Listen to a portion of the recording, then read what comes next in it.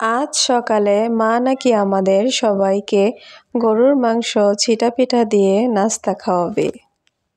জামাই যখন শ্বশুর বাড়িতে যায় সকালে এটাই নাস্তা খাওয়ায়। আমার হাজবেন্ড তো শ্বশুর বাড়িতে যায় না, তাই মা আজকে আমার শ্বশুর বাড়িতে এসে আমার হাজবেন্ডকে নাস্তা খাওয়ালো। আসসালামু আলাইকুম, কেমন আছেন সবাই? আলহামদুলিল্লাহ ভালো আছি। খেতে একটুও সময় লাগে না, কিন্তু এটা তৈরি করতে অনেক সময় লাগে। আজকে আমাদের সকালের নাস্তা ছিল গরুর মাংস দিয়ে ছিটা পিঠা। এটা আজকে আমরা সবাই নাস্তা করব।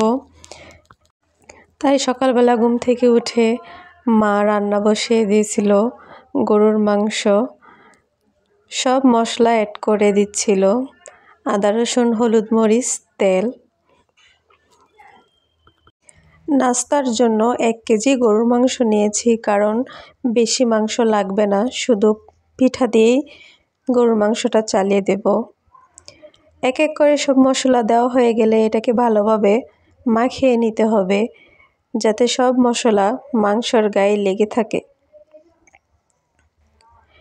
এবার মাখাবার পালা। অ্যালার্জির কারণে এখন সবাই অ্যাভয়েড করে গরুর মাংসটা, মানে সব অ্যালার্জির খাবারগুলো। কিন্তু খাবার দেখলেই কি না খেতে ইচ্ছে করে? খেতেই ইচ্ছে করে, খাবার মানেই তো মজা। এবার গরুর মাংসটাকে চুলায় বসিয়ে দিলাম সব মশলা অ্যাড করার পর। এখন আমি একটা কাজে যাচ্ছি। সে কাজটা হলো, কলা গাছ থেকে গাছের একটা ঠাল লাগবে পিঠা বানাইতে। এই ঠালটার জন্য আমি আমার শ্বশুর বাড়িতে, তার আরেকটা বাড়ি আছে, সেইখানে চলে গেছিলাম। নিজেই গেছিলাম, গিয়ে বের করতেছি যে কোন ঠালটা ভাঙলে ভালো হবে। একটা পেয়ে গেছি সুন্দর একটা ঠাল, এটাকে ভেঙে কাটিং করে সাইজ করে নেব পিঠার জন্য। আমি জীবনের প্রথম এই কাজটা করলাম, আগে কোনো দিন করি নাই। আগে মা পিঠা খাওয়াইছে, মাই করছে, কিন্তু আমার শ্বশুর বাড়িতে তো আমার এটা সংগ্রহ করতে হবে। এদিকে পিঠা বানাইতে আমাদের লাগবে চালের গোলা।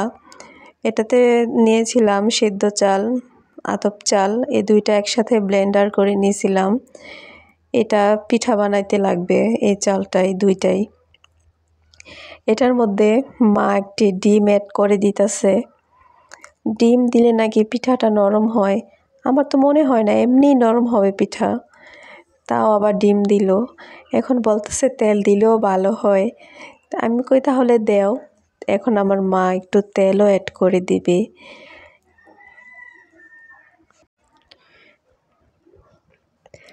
তারপর একটু লবণ দিবে, লবণ তো অবশ্যই লাগবে গোলাটায়।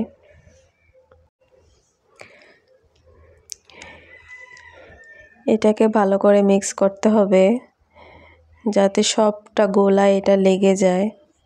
আমি এটা কোনো দিন নিজের চোখের সামনে থেকে দেখি নাই। মা খাবার রেডি করে দিলেই আমি খেতাম, পিঠাটা রেডি করে সামনে আনতো তখন খেতাম।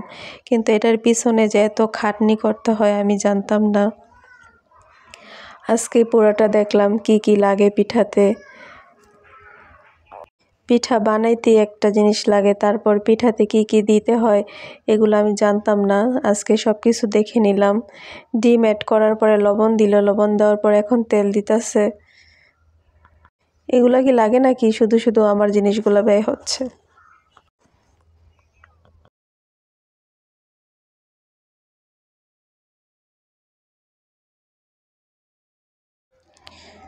ভালো করে মিক্স করে নিছে।